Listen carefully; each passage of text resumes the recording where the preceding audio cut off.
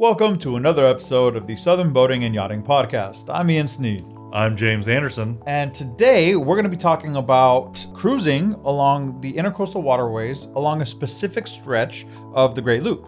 Well, this is more than just the ICW. This is going to be Mississippi.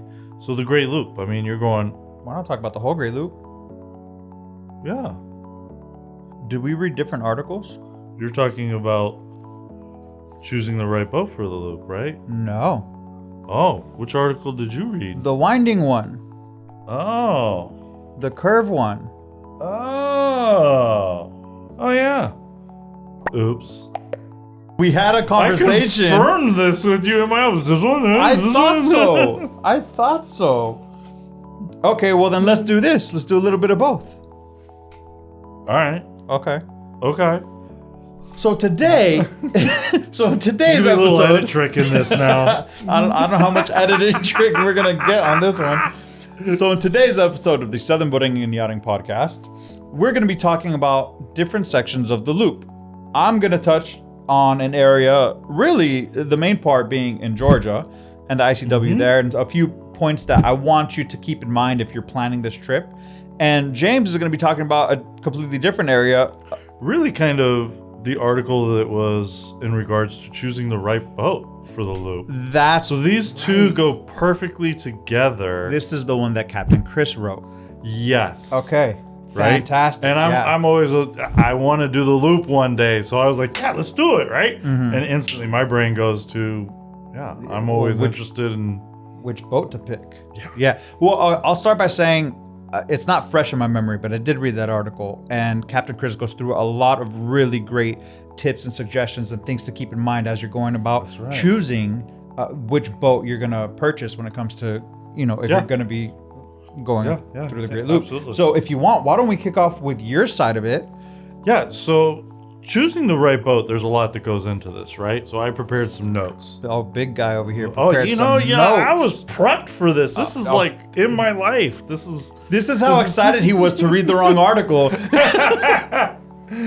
I showed you the article. That's what's so funny. I know. And you go, yep.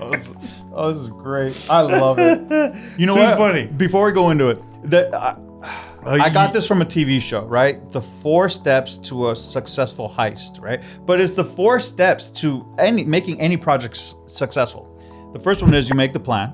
The second one is you follow the plan. The third one is the plan goes off the rails. And the fourth one is you throw away the plan. And it works every time. So we are at the throwing away the plan part of this podcast episode. Well, mainly because I screwed this up, right? But I tried to confirm it with you, so we kind of screwed it up together. It's okay. But I'll own this one. I screwed it up.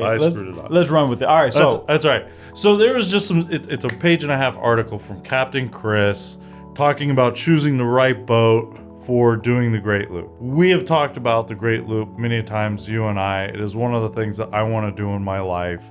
I think it's so cool because it incorporates just many different parts of America, and a good portion of it is really a part of America I'm very fond of, which is going through the Mississippi, right? I'm a Midwestern kid. I grew up throughout the Midwest and here in South Florida. So I think it kind of melds those two together, because you're going to go up the East Coast and then come back down through the Mississippi, or in reverse. And there's several different passages.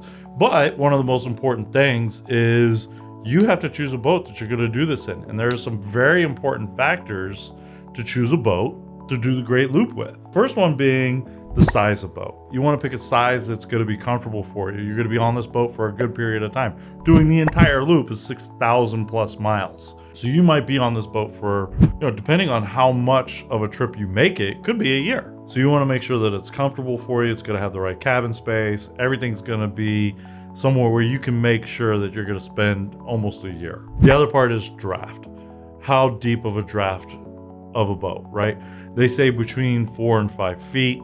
5 feet if you're going to stick to the main course, but if you're going to wander around a little bit and get off into some of the side areas, go up other different rivers while you're making your passage, 4 feet is better. The other aspect is going to be how much above the waterline is your boat, because there are some low bridges that range anywhere from, and you have to check the passage that you're going to go. There's different routes when you're going up the Erie Canal and so forth towards the Great Lakes, anywhere from 17 feet to 19 feet, depending on your pass, where you're going to go. A lot of boats that are trawlers might be slightly taller than that, but will have a mast that you can bring down or a radar antenna that you can drop down and so forth. So making sure that you have those clearances and knowing which passage you're going to take as well. The other one is type of vessels. You can do it in just about anything, but there are certain vessels that are better than others for making the passage. The typical one is going to be a trawler or a motor yacht of some sort. Fuel efficiency is going to be a huge consideration for you. So you want a boat that you can go pretty far and is going to be pretty efficient, because this is, again, 6,000 miles. And this all gets into an even bigger question of what's your budget to accomplish a trip. We talked about living space. The other one is going to be durability and maintenance. This one I think is really, really big, because there's going to be parts that you're not familiar with. You might not know where to go get service if you need it. So you better be a little bit handy. And the trick is if you can fit in the spot, then it's easy to service. If you can't fit easily, that means you're calling somebody for service, and it might not be easily done. If you can fit there easily in the engine room to make a repair, okay, great. That's nice maintenance ability. Storage. If you're going to be on this boat for quite a while, better have some good amount of storage, ample storage, because we're not just talking about storage for things that you need on a daily basis, but your provisions, your gear, essential items, tools that you're going to need for your passage. Navigation equipment. So you want to have your chart plotters and everything, but as well as some radar, looking into what you need to make your trip more comfortable and more navigable is going to be very important. Navigable. That's navigable. A good word. Is that even a word? I don't know, but I like it. We're gonna find out. Let's make it a word. Navigable. If it's not a word yet, we just made it a word. Hashtag Southern Boating and Yachting. Navigable. Navigable. And then also engine reliability is another factor, right? You want this thing to be reliable. You don't want to get stuck in a bad situation. So doing your homework while you're shopping for boats on what the power equipment is and so forth to make sure that it's dependable. Read the reviews. I mean, it's the best part of the internet. You have all this information that's easily accessible. Take advantage of it. It's so important. And I brought it up before too. Set yourself a budget. Two most important things. You're going to pick the way you want to go and then set a budget. And the rest is going to be determined from that. And then the last one that I can say is, are you going to keep this boat and do it again? Use the boat for different things?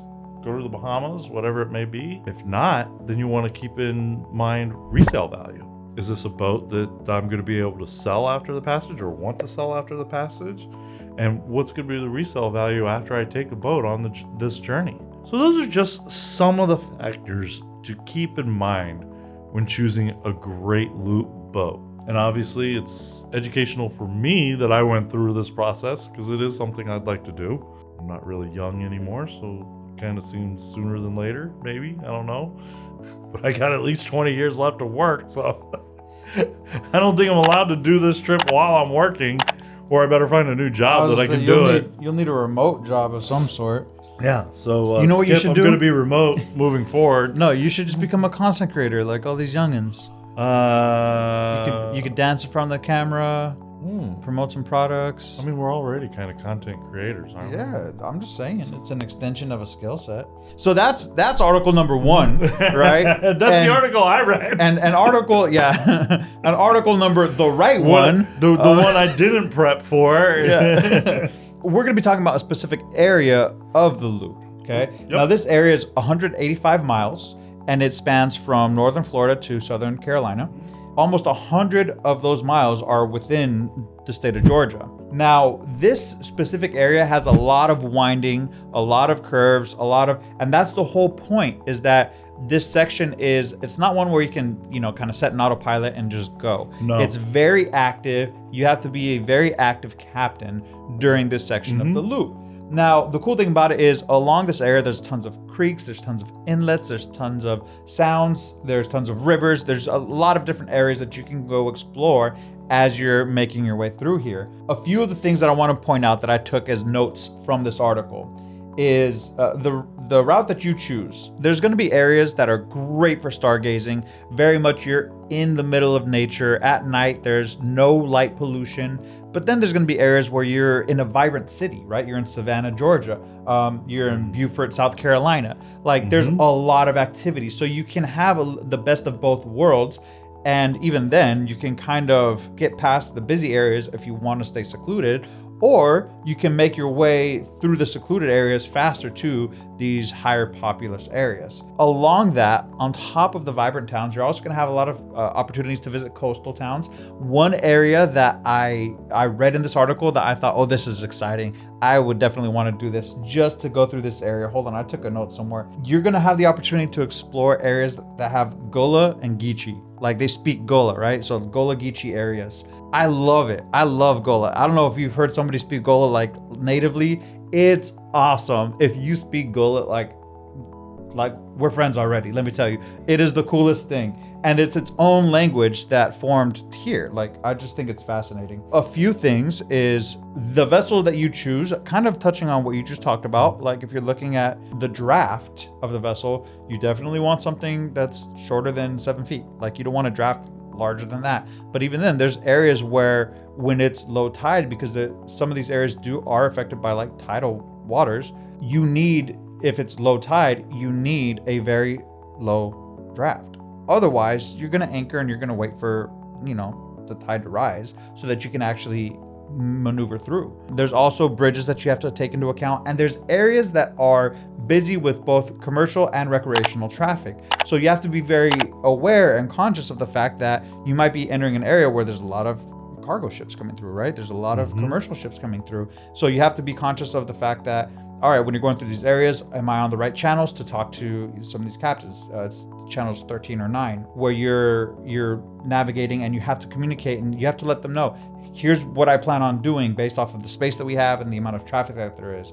You have to have that kind of communication available, and you have to be conscious that maybe you're, coming into a turn in one of these ICWs where it's like a 120-degree turn, and on the other side of that is a commercial vessel that you can't see because of the marshland, right? So you have to really be an active captain. That's not a joke. And with that, you talked about the navigation equipment, which also is extremely important. The radar, you talked about that. Chart plotters, you talked about that. Having even a compass, like you never know. You want every bit of navigational equipment that you feel comfortable using and that will keep you safe as you navigate this section. Situational awareness, astute navigation, and you also touched on this, planning. You want to plan your route. This is not something that you can just say like, hey, you want to go on a cruise? Sure.